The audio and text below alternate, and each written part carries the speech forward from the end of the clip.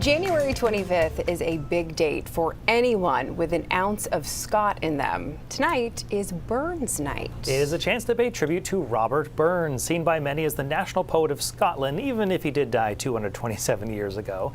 Burns wrote many poems and songs over the course of his life. A lot of them were written in the Scots dialect. You are probably familiar with at least one of them. Burns wrote Auld Lang Syne, which we traditionally sing on New Year's Eve, one of my favorite songs. Burns Night is celebrated with a special dinner, and that dinner is full of poetry and Scotch and haggis. Scottish people have moved to Maine and left their mark here over the years. One of the most visible marks Scots leave on Maine are the many divots left behind by heavy objects crashing into the ground during the Scottish Games. Last year, we got to speak with people here in Maine working to preserve Scotland's influence right here. There's different disciplines. There's a hammer, there's a tossing the caber. What's that?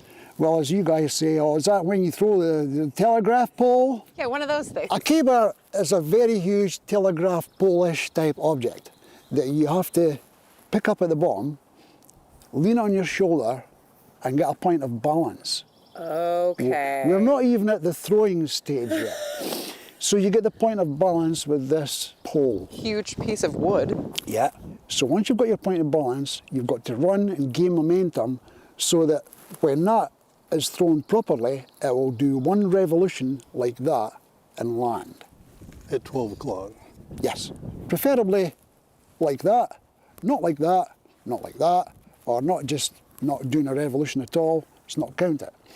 There's also different types of weights that will be thrown over the bar, which you'll go back and forward between your leg and throw it up. Not a very good health and safety thing, but that's quite popular. And there's an awful lot of lady athletes that are very successful in that. The Games are a piece of Scottish American history most people have seen before. However, there are other parts people aren't so familiar with. Pieces Mann and Rodden say are vital to understanding Maine's connection to the Scots, more specifically the Dunbar Scots, who came to America in the mid-1600s. The Battle of Worcester and the Battle of Dunbar both resulted in a large amount of Scottish prisoners.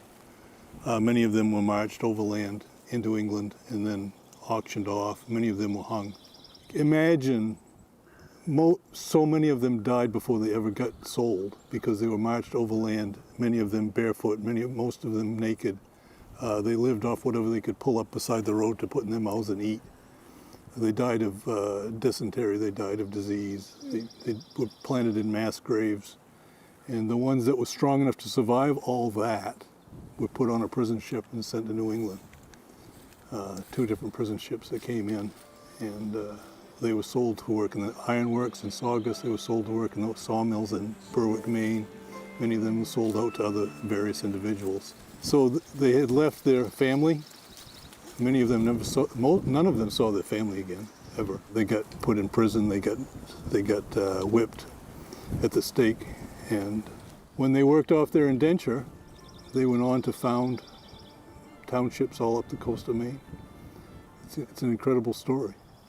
A story that's not written down hardly anywhere, but you will find it with us. We are documenting those stories. We are writing the books. We are holding the conferences and having lectures and bringing in experts, and we are becoming experts in order to tell our own story, which has never been written and told before. Stories that Mann says not only highlight Maine's deep connection to the Scots, but give new generations a sense of belonging. They find where their family went, we find our roots, and we become more whole as a people. Yeah, as both ways.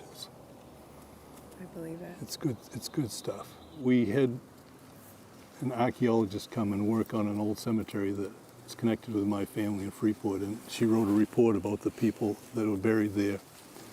And she called it a testament to the grit and determination of the European people who came to Maine. And what I want people to understand is the grit and determination of the people that came before them, because we're challenged. Every generation is challenged by some great event, right? Mm-hmm. Where do you draw your inspiration from to face that and handle it and come out whole? Many people will not come out whole. They'll commit suicide. There'll be tragedies. Mm-hmm. But some people will come out whole with their head up high and proud. Where do you go to find that? You find that among our Scottish ancestors in spades. And you can draw from it and bring it into your life. Definitely learned a lot that day. If you were out celebrating Burns Night tonight, you're going to hear the Selkirk Grace. That is a poem Robert Burns wrote. So in modern English, it goes something like this. Some have meat and cannot eat, and some would eat that, lack it. But we have meat and we can eat, so let God be thanked. Don't say you don't learn everything here at 4. Yeah, A lot of info exactly. there.